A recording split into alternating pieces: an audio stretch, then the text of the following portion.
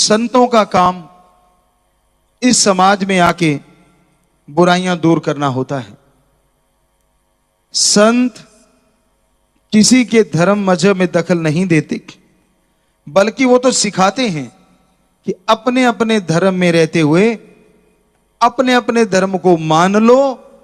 और हम कितनी बार कह चुके हैं कि सभी धर्मों के भक्त अगर इस मिनट धर्म को मानना शुरू कर देंगे, अगले मिनट धरती पे प्यार मोहब्बत की गंगा बहने लगेगी। क्योंकि धर्मों में बेगर्ज निस्वार्थ प्यार की बात कही है।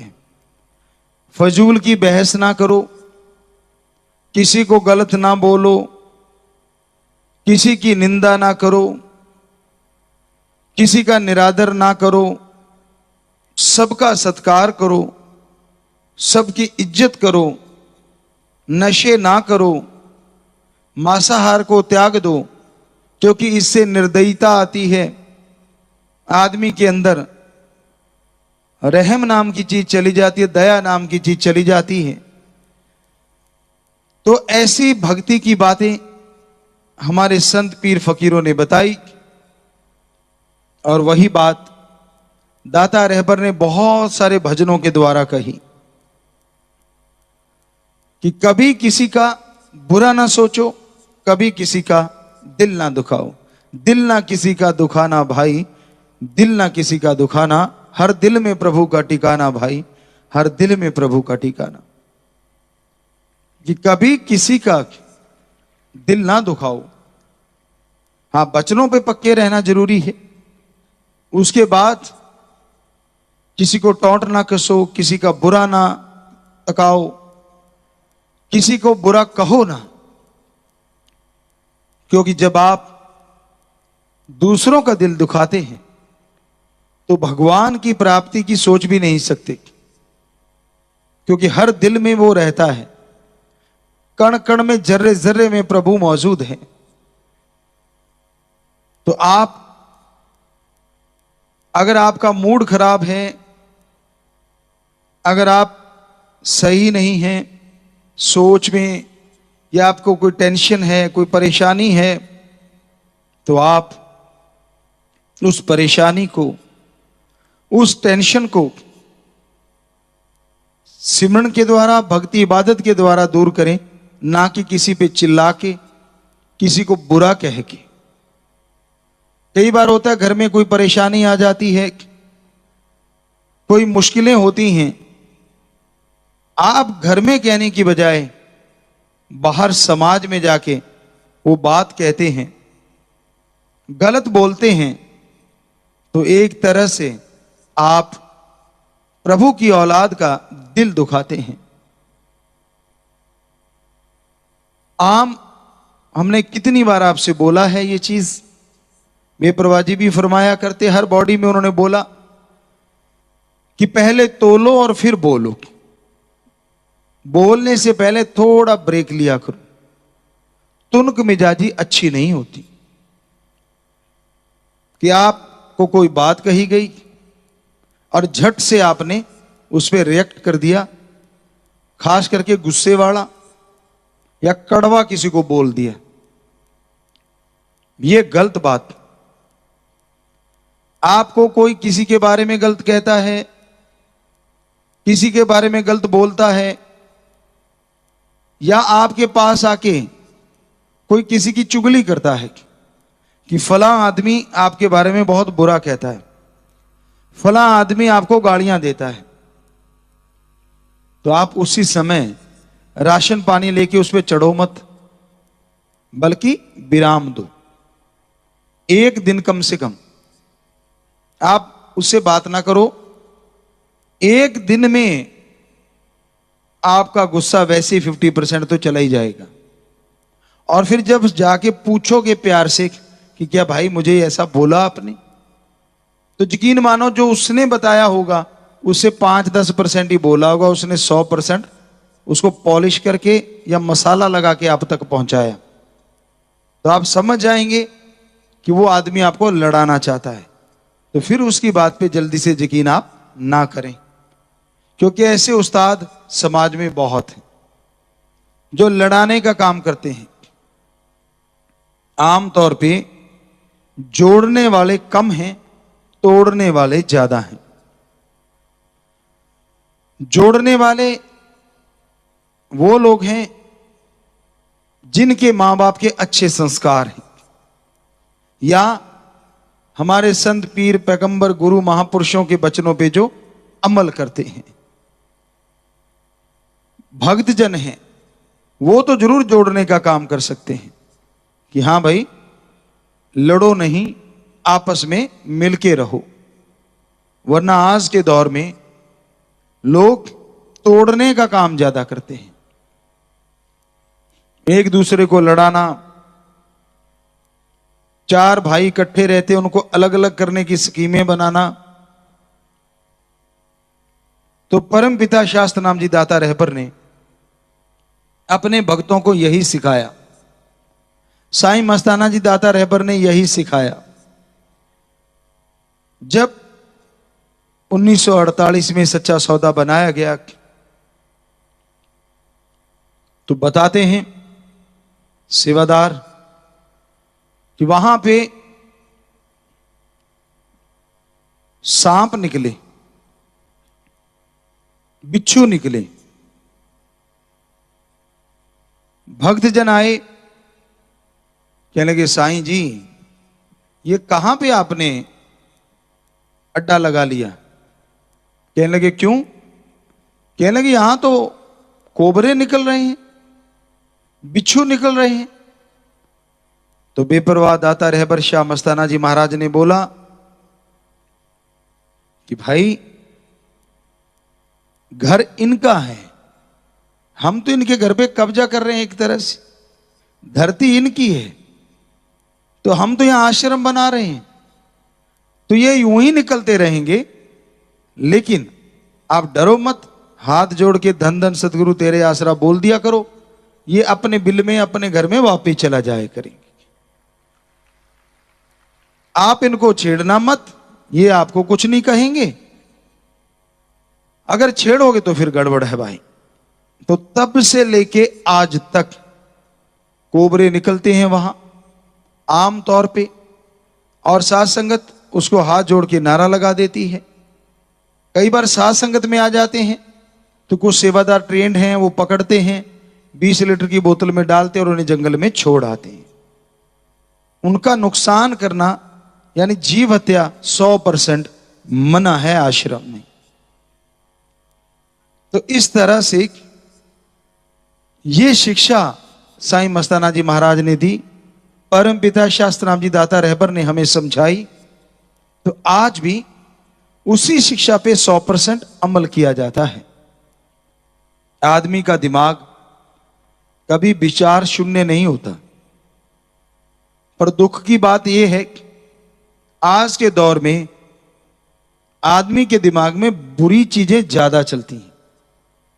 कितना भी कोई आपको खुशी दे दे, कितना भी भला कर दे, लेकिन एक छोटी सी बुरी बात कोई सुना दे, आपका मन आपका दिमाग उसको जल्दी कैच करता है, जल्दी पकड़ लेता है।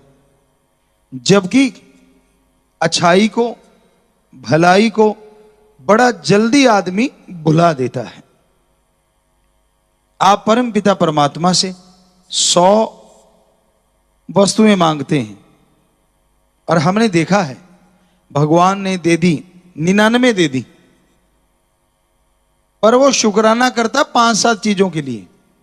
धीरे धीरे शुक्राना भी कम होता जाता है, धन्यवाद नहीं करता, लगता है ये तो भगवान का काम ही है। अब 99 तो पूरी कर दी, 100वीं पूरी नहीं हुई, वो ज्यादा खटकती है। वो जो 99 की उसका एहसान भूल जाता है, परमपिता परमात्मा को बुला देता है। जो एक पूरी नहीं हुई उसके लिए ताने, टोंट, लड़ाई, झगड़े अंदर से शुरू कर लेता है। तो ये फितरत हो गई है कलयुगी इंसान की, क्योंकि भगवान कुछ कहता नहीं। आप उसको कितना भी लड़ते रहो, कुछ भी कहते रहो, उसने कुछ नहीं कहना। लेकिन आपके कर्म जो अच्छे बनने चाहिए वो रुक जाते हैं। कर्मों में जो आपका तरक्की होनी चाहिए, दूसरे शब्दों में मनुष्य को अधिकार है प्रभु की तरफ से, ये अपने नए कर्म बना सकता है। और यकीन मानो नए कर्मों में भक्ति करके ये भगवान को भी पा सकता है। और बुराई की भी कोई हद नहीं। ये अपनी खुद मुख्तियारी मर्जी का मालिक जो प्रभु ने बनाया, अगर ये बुरे कर्म करने लग जाए तो शैतान राक्षस को भी शर्मिंदा कर सकता है। यानी दोनों तरफ बहुत हद तक इंसान जा सकता है। तो इसलिए आपके वो जो भाग्य बदलने वाले कर्म बनने थे, प्रभु का सुमरन छोड़ने से, निरादर करने से उसकी प्रजा का, उसकी सृष्टि का, तो अंदर कमियां आ जाती हैं। इसलिए भाई आप सबका भला मांगा करो, सबका सत्कार किया करो, सबकी इज्जत किया करो, कभी भी किसी का बुरा ना मांगो, ना कर्मों से करो, बल्कि सबका सत्कार करते हुए, इज्जत करते हुए आगे बढ़ो। पीर फकीर किसी का बुरा नहीं करते, सबका भला मांगते हैं। जैसे अब नशे की चर्चा है, तो नशा छुड़ाने के लिए सात्संगत दिन रात लगी है। परेशानी सिर्फ उसको हो सकती है जो नशे का कारोबार करता है। पूरा समाज इससे खुश होता है। आप सेवादारों में जो भी जाके किसी के बेटे को, किसी की बेटी को, किसी के बच्चे को नशे से जब बचाता है ना, तो उन मां बाप की दुआएं बाढ़ की तरह, समुद्र की तरह आपकी तरफ आती हैं, संत पीर फकीर की तरफ आती हैं, और संत उनका रुख अपने सेवादारों की तरफ मोड़ देते हैं कि हमारे ये जो बच्चे हैं, आंखों के तारे जान से प्यारे हैं, जो दिन रात समाज का भला करने में लगे हैं, हे प्रभु तू दया में रहमत इन पे बरसा दे। आप अपने अंदर सोच लीजिए कि मैंने कभी किसी को गलत नहीं बोलना, आदत बना के तो देखो, कितनी खुशी मिलेगी आपको। पर आज का खान पान, आज का देखना सुनना इतना जहरीला सा होता जा रहा है कि सामने वाले ने एक शब्द बोला और सामने वाला, आप उसको 10 शब्द सुनाने को तैयार हो जाते और आप खुश भी होते। देखो, ईंट का जवाब पत्थर से दिया, ये ईंट का जवाब पत्थर से कोई फायदा नहीं। आपको कोई बुरा बोल रहा है, गलत बोल रहा है, आप अगर शांत हैं तो यकीन मानो उसका बोला उसी को लग रहा है, आप रिएक्ट ही मत करो। इसलिए फिर संत सांझे में समझाते हैं। साईं मस्ताना जी महाराज, परमपिता शास्त्राम जी दाता रहबर, वही समझा रहे थे, समझा रहे हैं, समझाते रहेंगे। वो उन्होंने वचन किए, हम थे, हम हैं, हम ही रहेंगे। तो वो कहते कि भाई तू है मर्जी का मालिक, तू गलत कर्म करता है, तू नशे करता है, तेरे अंदर कोई बुराई है, तुझे पता है, और धीरे धीरे परिवार में, समाज में भी उसका पता चलना लाजमी है। कोई तुझे कहे कि ये बुरी आदत तेरे में से छोड़ दे, क्यों ना उससे पहले तू खुद ही अपनी उस आदत को छोड़ दे, ताकि कोई किसी को कहने की जरूरत ही ना पड़े। क्या ऐसा पॉसिबल है? जी हां, ऐसा पॉसिबल है राम नाम से, प्रभु की भक्ति से, मालिक की भक्ति से। ज्यों ज्यों आप परम पिता परमात्मा की भक्ति करेंगे, आपके दिमाग की शक्ति बढ़ेगी, आत्मबल बढ़ेगा, और फिर आप जो आपके अंदर बुरी आदत है उसके लिए कसम खा लें कि मैंने ये आदत छोड़नी है, तो यकीनन वो आदत आप छोड़ जाएंगे। तो अपने अंदर की बुरी आदतों को बदलने के लिए सुमरन और सेवा बेहद जरूरी है। अपने मन को कंट्रोल करने के लिए सेवा और सुमरन करते रहो। काम धंधा करो, कोई नहीं रोकता, जो आपकी ड्यूटी है, आप खेती बाड़ी करते हैं, नौकरी करते हैं, बिजनेस व्यापार करते हैं, करते रहो, लेकिन कुछ समय निकाल के आप मालिक को याद किया करो। कौन सा समय? अब 8 घंटे ड्यूटी है, बुरा ना मानना, ये तो हो ही नहीं सकता कि 8 घंटे लगातार आप अपनी ड्यूटी कर रहे हैं। बीच में थोड़ा समय तो सुस्ताते होंगे, कभी गर्दन अकड़ गई, कभी हाथों में दर्द हो गया, कभी कुछ, चाय पीने के लिए चले गए, जितनी देर में वो बनेगी तो आप बैठे हैं ना खाली, तो जीवा से ख्यालों से राम नाम जपो। यकीन मानो जो टेंशन 2-3 घंटे की है वो भी उड़ जाएगी 5-10 मिनट में। कमाल का तरीका है, मेथड ऑफ मेडिटेशन, गुरु मंत्र। पुरातन हमारे पवित्र वेदों में गुरु मंत्र नाम दिया, नाम, कलमा, मेथड ऑफ मेडिटेशन, अलग अलग धर्मों में इसके ये सारे नाम हैं। तो आप इन नामों का, उस शब्दों का सहारा लीजिए तो आपकी टेंशन दूर होगी। आप सफर कर रहे हैं, कहीं जा रहे हैं, तो आप सिमरण करते हुए जाएंगे। हो सकता है कोई आपका बड़ा एक्सीडेंट होना हो, चंद खरोंच लगने से ही काम चल जाए, क्योंकि ये धर्मों में लिखा, प्रैक्टिकली अनुभव किया हुआ है। करोड़ों साध संगत ने, हमने भी महसूस किया कई बार कि भगवान पहाड़ जैसे कर्म को कंकर में बदल देता है। तो ये सब कमाल है शाश्वत नाम श्याम मस्तान जी दाता रहबर कि उस तरीके का, जिसे गुरु मंत्र या मेथड ऑफ मेडिटेशन या कलमा या नाम शब्द, कोई भी तरीके से आप बोल सकते हैं, यानी बाई नेम उस ओम को बुलाना जो सारी शक्तियों का मालिक है, देव महादेव सारे जिसका जाप करते हैं, वो ओम सबसे बड़ी शक्ति है। तो उसका तरीका बताया, उसका नाम, उसको बुलाने के लिए गुरु जी ने हमें तरीका बताया। उसको सुन के जो अमल करते हैं वो जरूर उस मालिक को पा लेते हैं, और जो अमल नहीं करते वो कहते समुंदर किनारे प्यासा। आपको गुरु मंत्र भी मिल गया, सेवा भी करते हैं, लेकिन वचनों पे अगर अमल नहीं करते, गुरु को मानते हो लेकिन गुरु की नहीं मानते, तो फिर वो खुशी नहीं मिल पाती जो गुरु पीर फकीरों ने हमें समझाई है।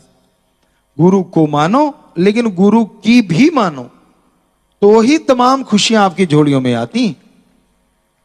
तो परम पिता शास्त्र नाम श्याम मस्तान जी दाता रहबर ने ये भला करने की जो रीत चलाई, तो परम पिता दाता रहबर को बस अरबों बार सजदा कर सकते हैं, नमन कर सकते हैं, और उनसे यही दुआ करते हैं कि वो समाज का भला अपने शरीर से जितना ज्यादा हो सके दिन रात करवा रहे हैं, करवाते थे और करवाते ही रहें। ये उनका रहमो करम बरसता था, बरसता है और बरसता ही रहे।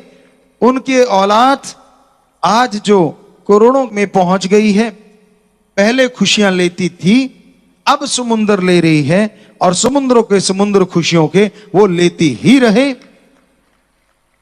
जो वचन पहले मानते थे आज मानते हैं, और जो नहीं मानते वो भी मानते ही रहें, और खुशियां उनकी झोलियों में भी जाती रहें।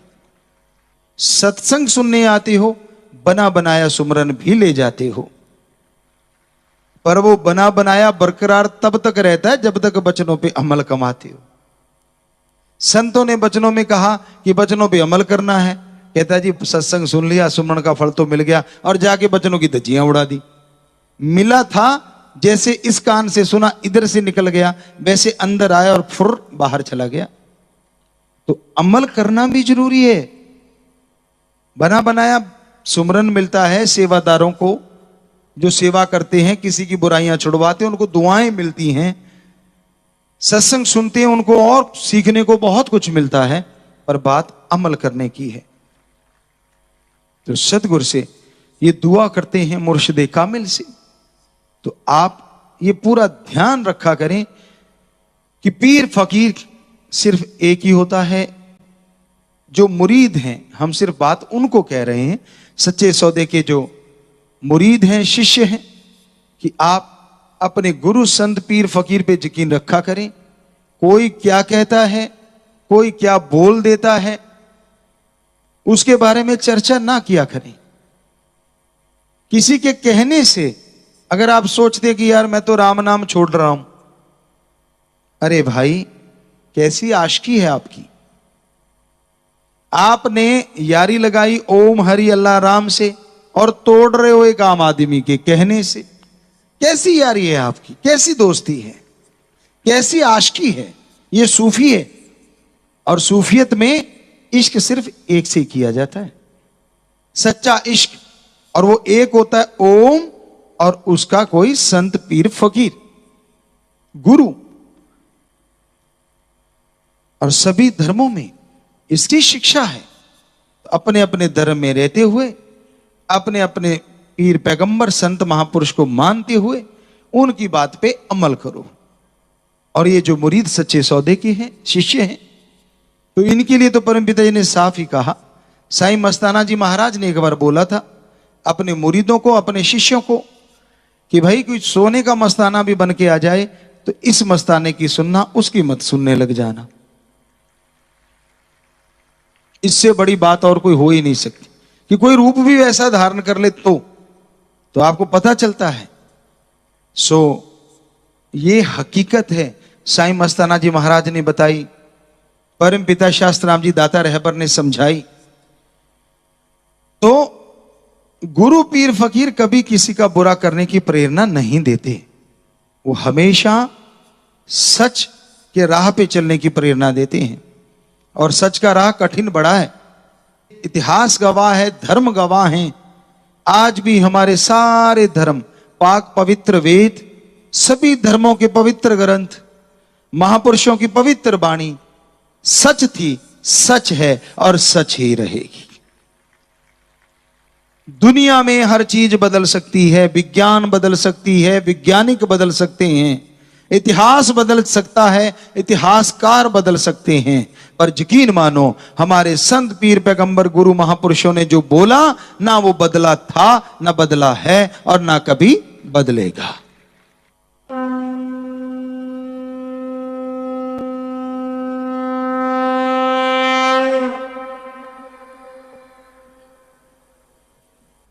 साईं जी का लगाया वो बीज सच्चा सौदा आज बट वृक्ष बनता जा रहा है।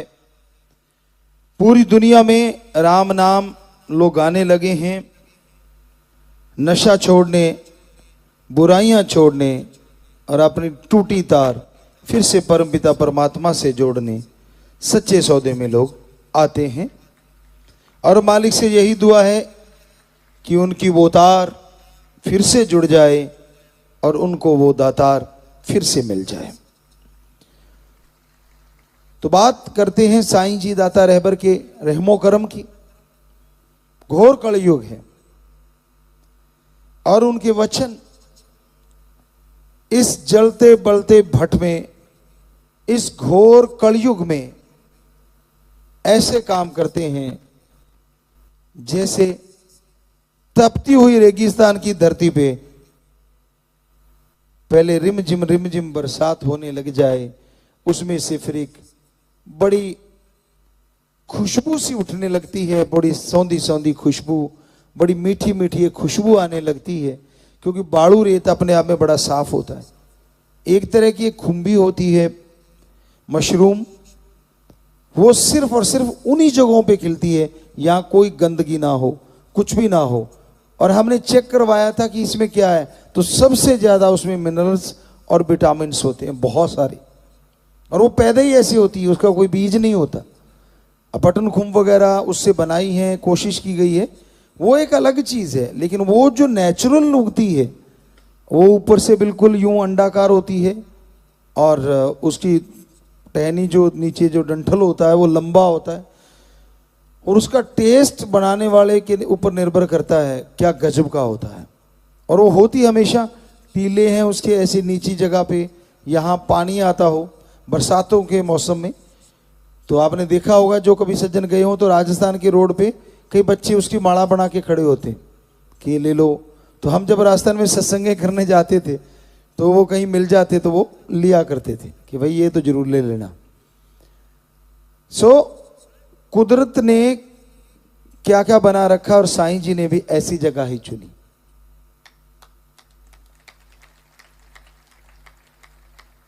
शाह मस्तान जी धाम, शास्तनाम जी धाम, दोनों जगह ही ऐसी।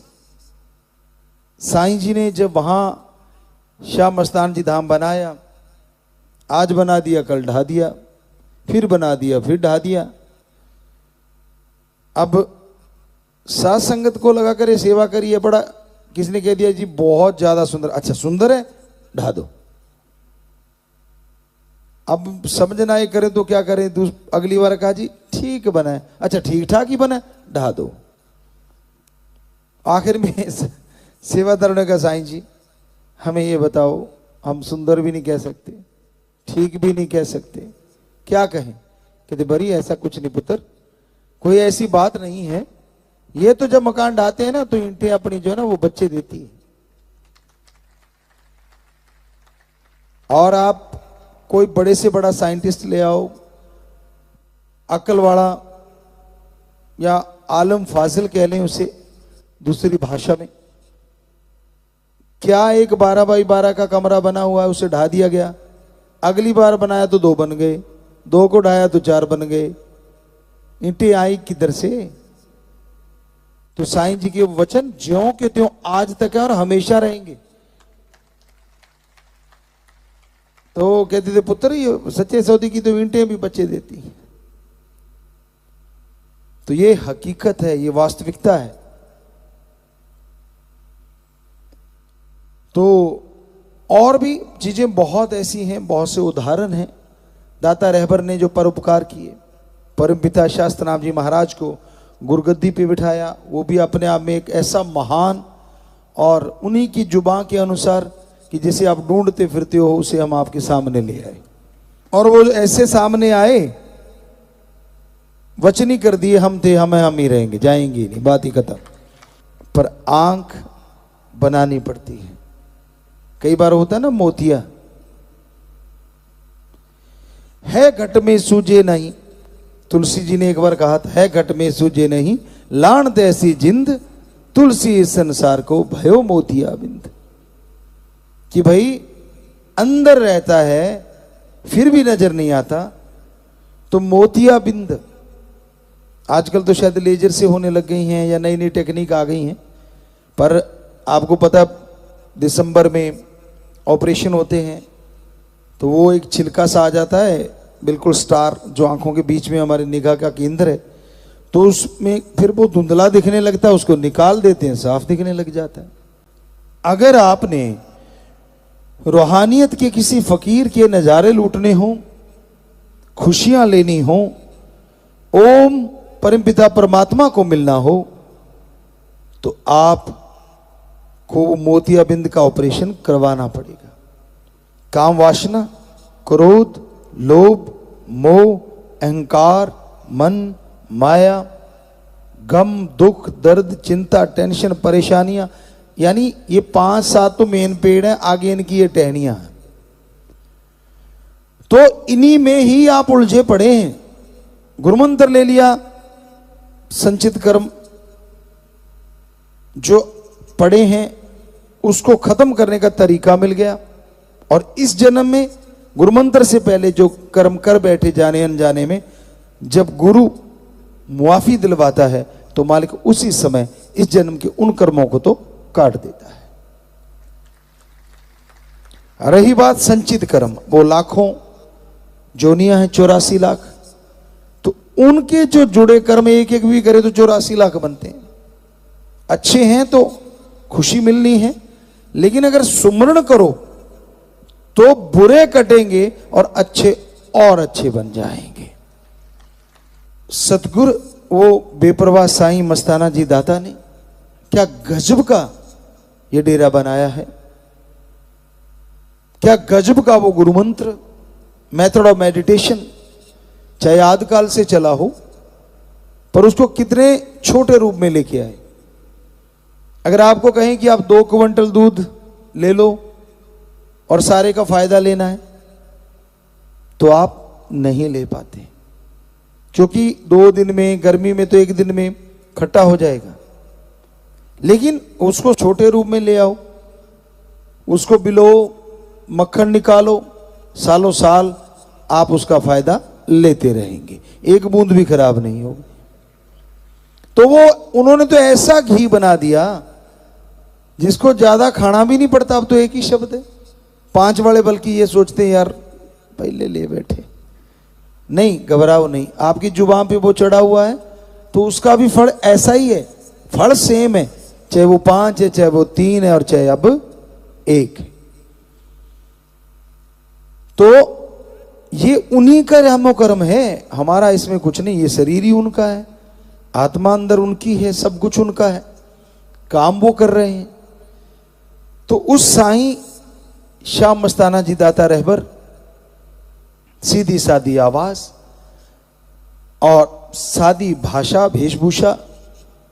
एक बार साईं जी के पास सेवादार जो सेवा करते थे कहने लगे बड़ी इन सबको कपड़ा देते हैं, तो कपड़ा मंगवाया गया, खूब थान, कईयों को थान दे दिए, किसी को काट के दे दिया, उनकी मौज। वो किसी में तब क्योंकि थोड़ा सा बिल्कुल ऐसे बैठ के थोड़ी साथ संगत थी, कुछ लोग हुआ करते थे पहले 100 में, फिर हजारों में, चलो उनकी रजा। तो कहने लगे साईं जी आप तो टाकी वाले पहनते हो और हमें आप ये थानों के थान रेशमी कपड़े, इतने बढ़िया सुंदर कपड़े देते हो।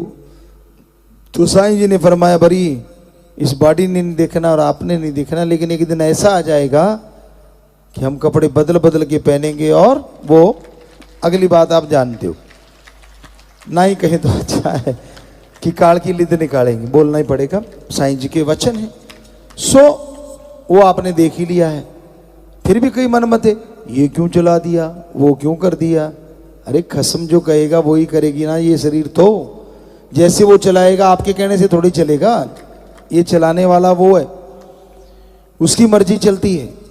हम तो अगर उस शरीर के रूप में देखें जिसका पहले नाम था इस शरीर का, तो हम तो खाक चौकीदार, बिल्कुल खाकसार हैं। लेकिन अब वो खुद हैं तो वो तो MSG नाम ही रख गए, तो दूसरा कोई नाम ही नहीं। तो बेपरवाह जी ने फरमाया, अब कईयों को ये लगता है हम गाने क्यों लगे, बाहर भजन चल रहे थे, अब तो कबीराज फिर भी काफी अच्छा गाते हैं, मतलब हमने देखा आप भी हैं बीच में, चलता है काम, कोई बात नहीं, लौटी बाजा बजता है। तो उस समय ये था कि हम मजलिस में बैठे थे दोनों और भजन गाया, और बेपरवाह जी ने ट्यून बनाई हुई थी। वो जिस ट्यून पे बनाया वो इतना लटका दिया ढोलकी वाले ने उस ताल को, अब हम कहते हैं टेम्पो अप रखो, वो डाउन करता गया करता गया करता गया, और गाने वाला भी लटकता गया लटकता गया लटकता गया। उन्होंने हमें देखा, हमने उनको देखा, तो मुस्कुराए दोनों एक दूसरे को देख के। तो रास्ते में कुछ नहीं बोले, अंदर आ गए, चारपाई पे बेपरवाह जी बैठ जाते या लेट जाते, हम साथ में कुर्सी रख लेते। तो बेपरवाह जी कहने लगे पहले आपको पता है 2-4 आया सामान, वो अपने बच्चों के लिए प्यार ही होता है, कहते ना मां दिया गाड़ा क्यों दिया नाड़ा, पंजाबी की एक कहावत है। तो पहले वो 2-3 क्यों दिया नाड़ा आई हैं, फिर कहने लगे बिल्कुल बिल्कुल ऐसे कर दिया। काफ़ी देर बेपरवाह जी, हमने कहा हाँ जी बिल्कुल, हम तो आप देख रहे थे। कहते वही तो कह रहे हैं कि आप तो देखी जाते सी, पर आप करिए कि हूँ अगले टोकते हैं दिल टुट्टू हुआ उदा, पर कहते अच्छे भले कविराज है, मतलब ये भी नहीं, क्योंकि गाने वाले वो गाते ही थे लगभग डेली टाइप। तो बेपरवाह जी कहने लगे छड़ परे, आपा लिखांगे, आपा गावांगे, आपा बजवावांगे, आपा बजावांगे, आपा ही सारा काम करने पैणगे सारे। तो पास में एक सज्जन खड़े थे, मतलब उसने बड़े अजीब तरीके से पूछा, हैं पिताजी आप करोगे? नहीं, कहते और तू करेगा? हम ही करेंगे। वो मतलब अगर एक वैज्ञानिक विधि से देखें या उस नजरिए से देखें तो यूं लग रहा था कि भाई मतलब बेपरवाही तो हम बाजू पकड़ के लाते थे, तो आपने देखा ही होगा साईं दा हथ साढ़े हथ विच है, वो हमने ऐसे नहीं बनाया, हमने रियलिटी ही ज़्यादातर गाई है और गाएंगे। एक एक शब्द लगभग 100% रियल होता है। तो बेपरवाही को वो शुरू में देख के उन्होंने शायद ऐसा सोचा, और फिर देख लो कैसे वो प्रोग्राम बना शास्त्र नाम जे धाम में, वो तेराबास में भजन बोलना और फिर साथ संगत की जिद करना और उनके लिए एक प्रोग्राम रखना स्टेडियम में, उनका कुछ भी ना करना, साथ संगत का सो जाना और फिर साथ संगत का कहना नहीं आप गाओ, और फिर वो तू ही तू दाता वो भजन चलाना और गा रे मेरे मन, तो इत्यादि वो भजन थे। आप जानते ही हो पहला क्लासिकल था और फिर चलता चला गया। फिर तो लगा कि नहीं जैसे बच्चे चाहते हैं वैसे ही बनते गए, और फिर रूबरू नाइट वहां से पैदा हो गई। ये तो साईं जी के वचन, क्योंकि उनको श्रावण शाह जी महाराज दाता ने कहा था तेरी आवाज ऐसी होगी। क्यों कहा था? साईं जी ने कहा जी हम तो भाषा सिंधी जा वो बोलते हैं, कैसे समझ आएगा सबको, वहां तो बागड़ है, आप कहते हो बागड़ में जाओ तो समझ ही नहीं आएगी। तो श्रावण शाह जी कहने लगे मस्ताने तेरी आवाज खुदा की आवाज होगी, किसी के पल्ले कुछ पड़े ना पड़े लोग मस्त हो जाया करेंगे। तो बताओ कब से वो वचन हुए हैं, पूरे तो होने हैं 200%। एक वचन हम गारंटी देते हैं उनका पूरा हुआ है, हो रहा है और होके ही रहेगा। पर आप हाजमा रखा करो, क्योंकि जब आप गाने लगते हैं उन वचनों को जो आने वाले हैं तो एक फुकरा बनती लगती है। चाहे वो आप सोशल मीडिया पे लिखते हो, चाहे आप यहां बोलते हो, ये तो संत फकीर ही बोल सकता है, आप नहीं। आप तो मजे लिया करो उन चीजों के, खुशी रखा करो अपने अंदर, हौसले बुलंद रखा करो कि ये वचन भी है तो इसका मतलब 100% पूरे होंगे, बस दैट्स ऑल। तो कहने का मतलब वो भजन गाया और फिर बजाए, साज बजाते थे तो हमने वो बजा के देखिए, तो वो भी आपने देखे हैं।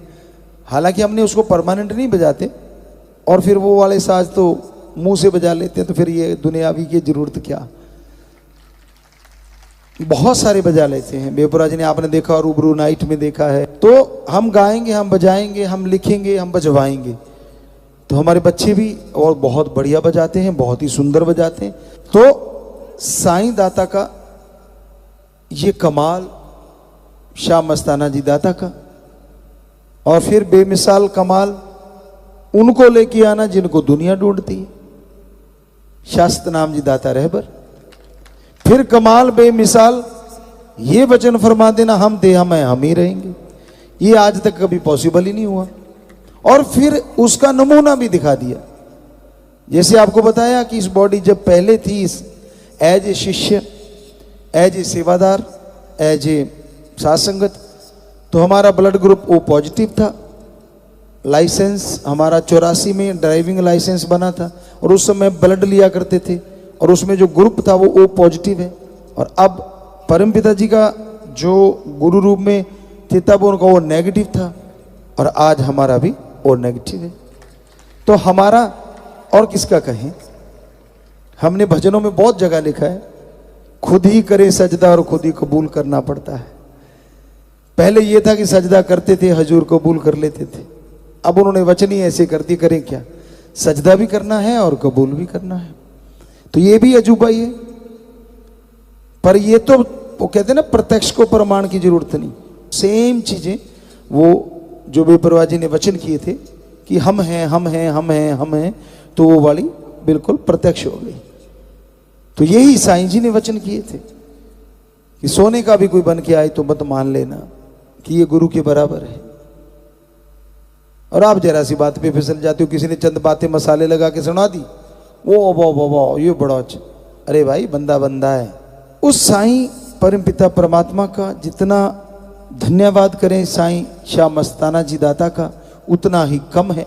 अरबों खरबों सजदे कर सकते हैं, अरबों खरबों बार बस उनके चरण कमलों का ध्यान रखते हुए ये दुआ कर सकते हैं कि हे मालिक, आपने जो वचन फरमाए थे कि यहां से बड़ी थाली फेंकेंगे तो शहर तक नीचे नहीं गिरेगी, अब तो वो थाली 60-60 किलोमीटर तक, 40-40 किलोमीटर तक नीचे नहीं गिरती।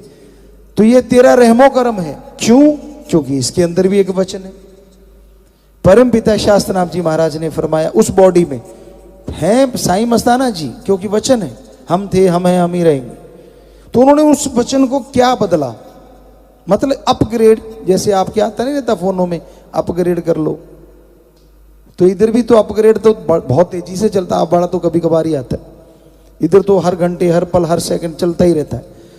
तो वचन फरमा दिए कि जब हमने वचन उनके पास बैठे और बोला कि जी आप जानो आपका काम, हमने आप, जब उन्होंने बोला कि ये शरीर बदलेंगे तो कहने लगे ऐसा कुछ नहीं। फिर उन्होंने सारा बदल दिया ढांचा, जो आपको वचन सुनाए कि यहाँ उंगली मारी, तो फरमाया कि बेटा फिक्र नहीं करना, ये राम नाम का जाप करने वाले, नशा छोड़ने वाले, सच्चे सौदे में आके नशा छोड़ेंगे, राम नाम से जुड़ेंगे, दिन दुगनी रात चौगनी बढ़ते जाएंगे।